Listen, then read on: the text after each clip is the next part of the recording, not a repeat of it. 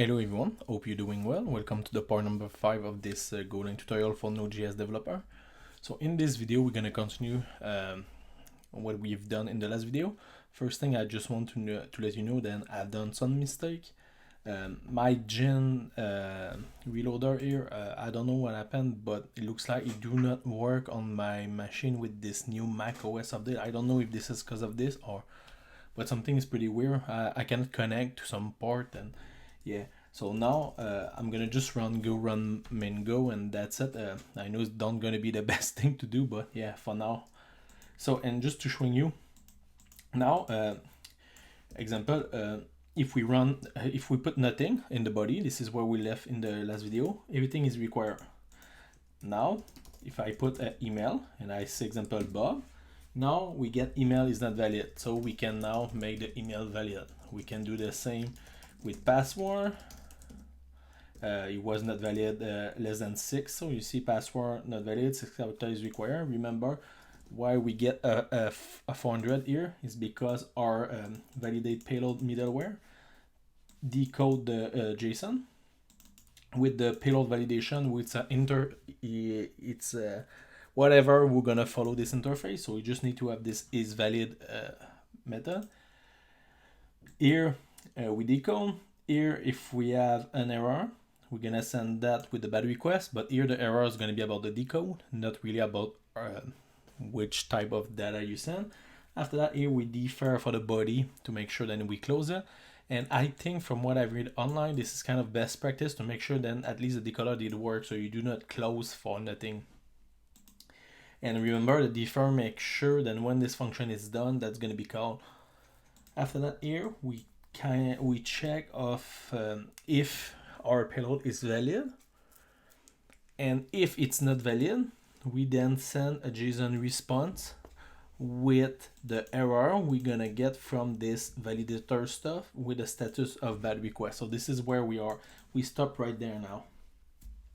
And if you remember what we've done inside the domain, this is where we did create this validator. So the validator was just a struct.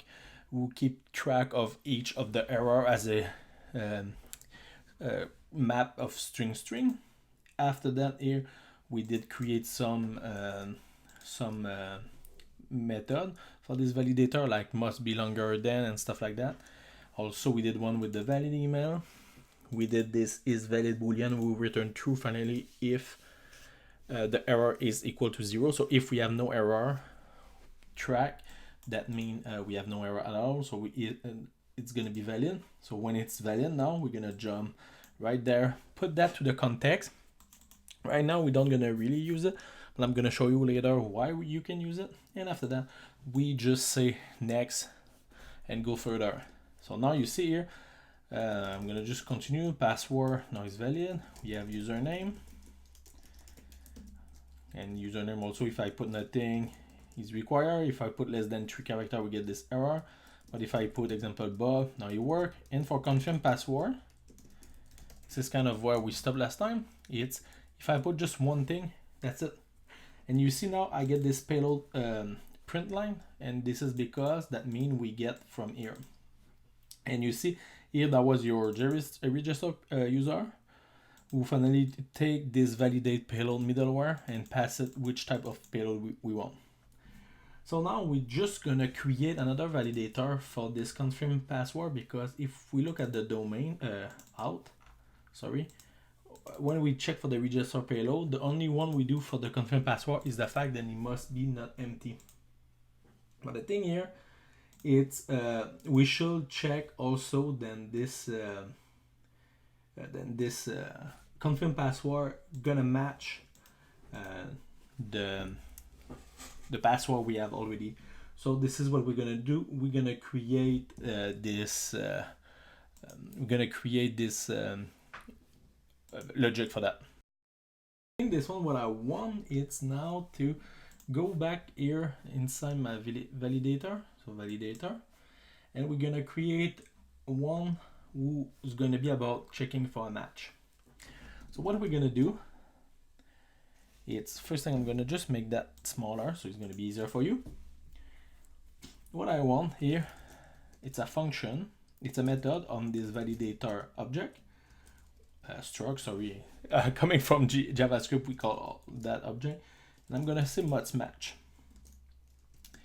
This thing, I won't like the others to return a boolean. After that, we're gonna still do the same logic right there.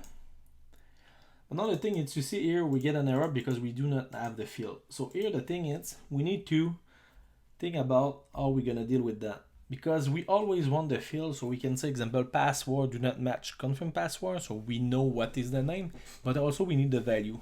So my idea was, maybe we should create an element matcher struct, so another kind of object here, where we're gonna have a field and a value string.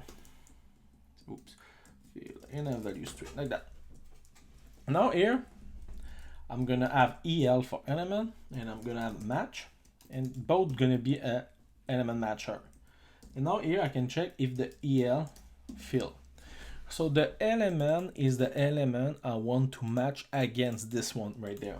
So now it's gonna be pretty simple.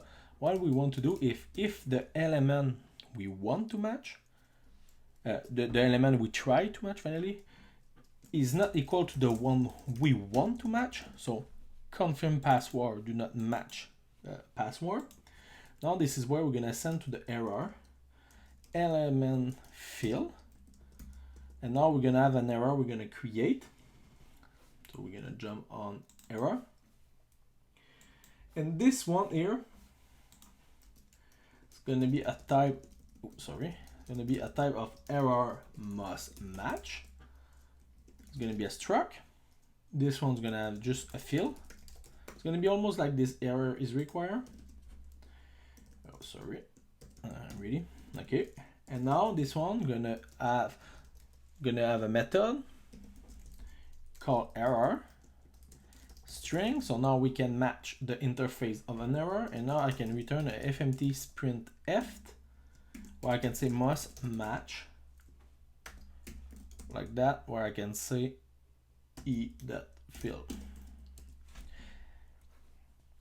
Okay, so now what I'm gonna do is I'm gonna jump back here on our error validator stuff. I'm gonna say error must match. Here I'm gonna fill the field. The field is gonna be equal from the match dot fill, and we're gonna have an error. Remember, because that need to be a string. Now here, if you ask, okay, why the element field is gonna have a match field? So what happened is here we're gonna have an error confirm password must match password. And now we're gonna do the same thing for the match field. Match field, but now it's gonna be the inverse. And finally, if we get there, that means we want to show to get false. And finally, if we go further, now it's true. Now, how can we use that in our logic? It's now by jumping on the authentication here, where we have the register payload is valid method. And now just below this one, when it's not empty, I'm gonna say must match. Oh, sorry. Must match.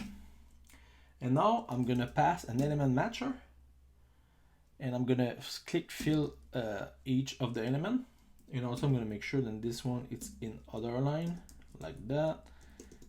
Okay. For the fill here, that's gonna be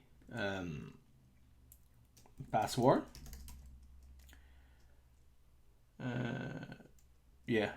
Not password. This one's gonna be confirm password because it's the first one. And for the value, that's gonna be error that confirm password. And I want another element matcher with all the field. Here that's gonna be password, and here that's gonna be error that password. Oh, sorry. Okay. So now, if I'm restarting my server and I came here, now I get this error. Confirm password must match password. Password must match confirm password. So now, you see, if I make it match, now we pass, no error. I'm getting a 200 OK, and now I'm good to go. So now our logic it's good for that. Now the only thing I just think about, it's here that should be the match field. No, it's the element field. Sorry about that. Okay.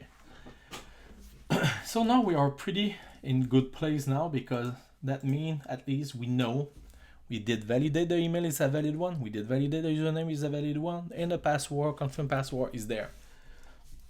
So now we can continue with what we've done in some of the past video, where we did create those repo, and we did create this, it's inside the out, where we did create this register domain function right there.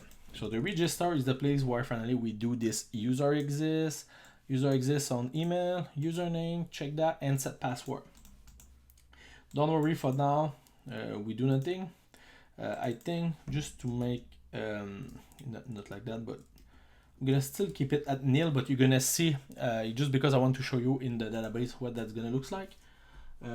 But for now, what I'm gonna do, it's I want to start working on this migration stuff, because right now, even if we try to register, nothing's gonna really happen, because yes, we have a connection to the database, but we didn't create the table.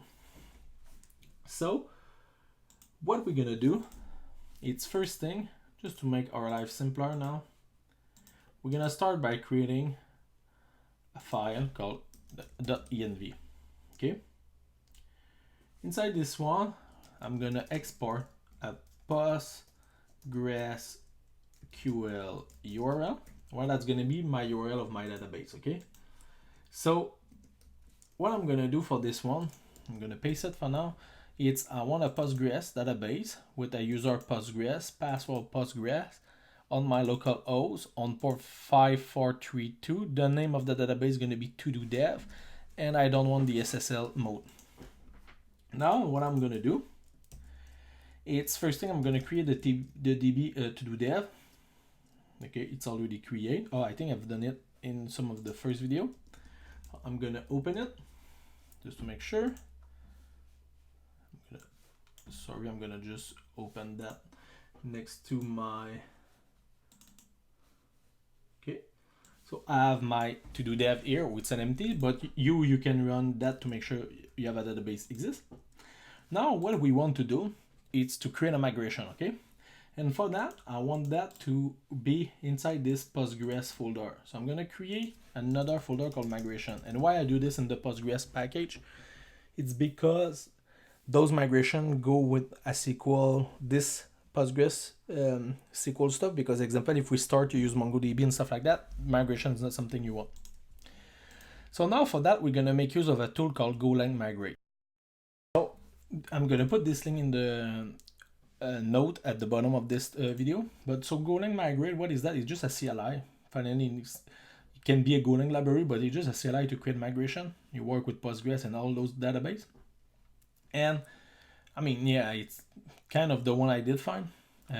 It's pretty simple, but in the same time was pretty hard to just find the command we need. But yeah, it's so finally the way that work for that, it's if you want to install it, it's gonna be I did use of Mac here with the brew. So you have all the curl stuff and the brew stuff, and you can just follow that here. Don't worry, I'm gonna put that in the docs, in the documentation below. And the way that's gonna work, it's the way you create a migration. It's you call migrate, create with an extension SQL inside the directory Postgres migration right there. I want to create a user table. So finally here is the name of my migration. So now if I click enter, in my migration, they create two files, one down and one up. So if you have already do some Node.js and stuff like that, that was it's something you already know with example Kinex and stuff like that. The only thing it's, I think if I remember, example in Finalize, they all was in the same file, but yeah, it's a down and up. So when you roll back or when you finally migrate. Now here I'm gonna maybe just change that to be a Postgres. And I'm gonna change that also because the thing it's Golang gave us a lot of autocomplete for SQL and stuff like that, so I'm gonna make use of this. Now for this, we're gonna start with the down. I think it's the most simple one. We're gonna start with a drop table if exists, and I'm gonna call the table user. That's it for the down. Now inside the up, we're gonna start with a create table. I should do this all uppercase. User with an S. And inside this table, what I want to do is we're gonna start with an ID. So I want an ID who's gonna be a big int. Generate always as identity primary key. To that, don't forget the comma. I also want an email. For now, we're gonna make use just of varchar 255, and I want to make sure that this is unique. And I'm gonna copy this line, paste that below, and use the same for username. I'm gonna paste again a last time, but I'm gonna remove the unique, and that's gonna be password. We should have, I think we can do text also for password, but for now we're gonna keep it. And now we're gonna do the timestamp, create an at.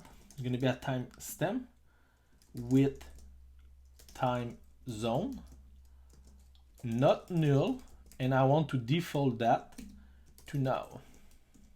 And I'm gonna paste that to do the same for updated app. So pretty standard SQL here. So we want an ID who's gonna be a big integer. This one is gonna be also generated by the database, and it's gonna be the primary key. We're gonna have email, username, both unique, and it's gonna be a varchar 255, password just a varchar, and created at and update at is gonna be both timestamp. It's gonna be created by default. So when we create a user, we don't gonna care about creating that. This is gonna come by default, but after that we can set the update at when we want. Now here, I'm not sure why my text editor do not format them, because it should. I think it's because of this. So I'm gonna set up that in a moment, and I'm back.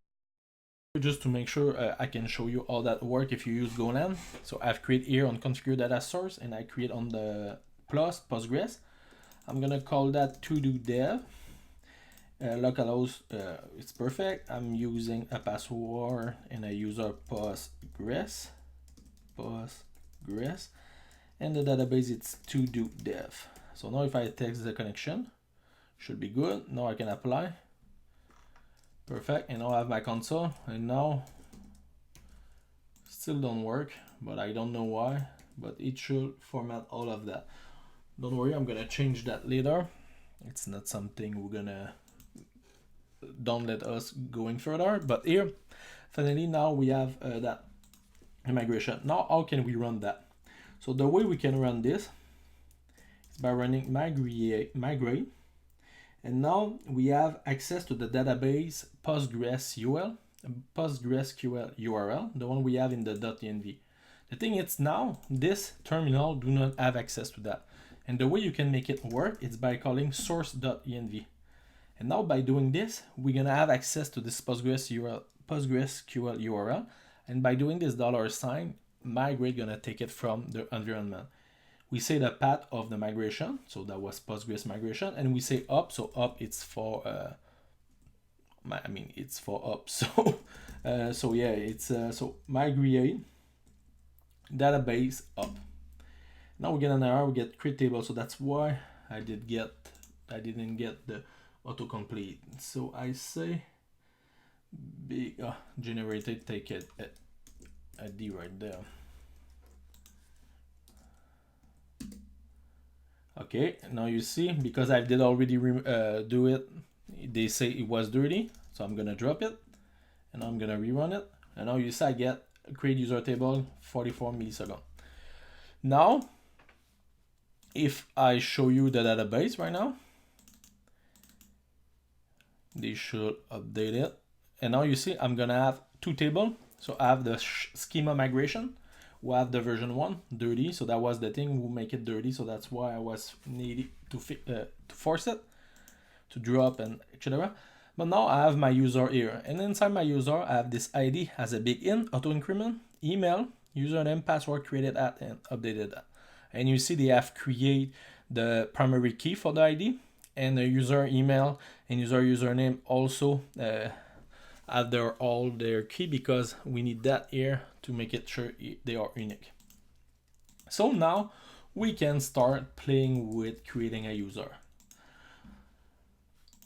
So the way that's gonna work now is we're gonna jump back on this handler user. And inside this handler user now, this is where we're gonna start working on this register, start playing with this register stuff we have created right inside the domain. So that was right there. So now if we go to the handler, that you're gonna see how clean that's gonna be. So right there, I'm gonna remove that, and now we're gonna start from here.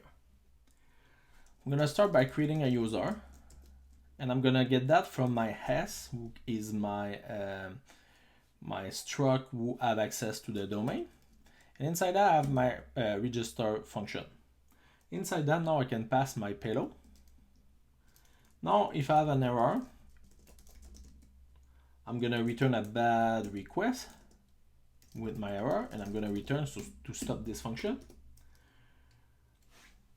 And for now, if that works, I'm gonna do a JSON response where I'm gonna send back the user to the front end, and I'm gonna just say status create. But before that, I'm gonna just let a command where I'm gonna say generate GWT token, because we're gonna want to send a GWT token back to the user. So now if I run main.go, and now we try what we have done with Postman, and I run it. Now I'm getting eternal server error. Runtime invalid, memory address or nil. The reference. Okay, so now we receive an error, and I think so that's the beauty of all the bad error we've done. And I think the issue it's also here inside the create. And to make sure, we're gonna debug that just by putting hello world right there. I think I'm going further than that. Now if I run it, I'm getting hello world. So now the thing is, you see, it's because of this nil stuff with the set password. Because right now, this password is returning as nil, and inside the create we try to do this. So what I'm gonna do for now is I'm gonna say fake password, who's gonna just be equal to, oh, I think I can just pass the payload password. Yeah, so now I can just remove that for now. I think now that's gonna be good. Now if I rerun it, and now I run that, now you see I was able to create a user. ID1, username Bob, email. If I click and I check to my user, now you see I get ID1, email Bob, username Bob, password created at was created, and as you can see, a -5 from the UTC, so that's kind of why we get this difference with my timing. But now the thing is, if I rerun that, boom, user with email already exists, because remember what we've done in the domain out, we get there. So we check if we can get a user with this email, and we get a user exists, and because we did get a user exists, I'm returning an error, user with email already exists, and as you can see is the same error we sent right there. So example, if I send Bob 2, boom, now what I'm getting is this error, username is already exists, is the same pattern we've done. So now if I change that and I put Bob 2, boom, now I create my second user. Now you see second user with the ID auto increment, we are good, username are different, but I don't like that. And this thing, that's gonna be the thing we're gonna fix in the next video. So you're gonna learn how we can use bcrypt in Golang. I know it's not best practice putting FMT here. I'm pretty sure we should have fixed that if we have put a better error here inside the user when we did the create. So the error finally was right there. So we tried to send a nil on and that didn't like it, because if you remember inside the user we did set the password. I'm not gonna show you, but yeah, we did set the password. So I hope you enjoyed this video. The repo is gonna be in the show note at the bottom. I'm gonna also put the show note for the Golang migrate, and let me know in the comment if you have any kind of question. Have a good day, everyone.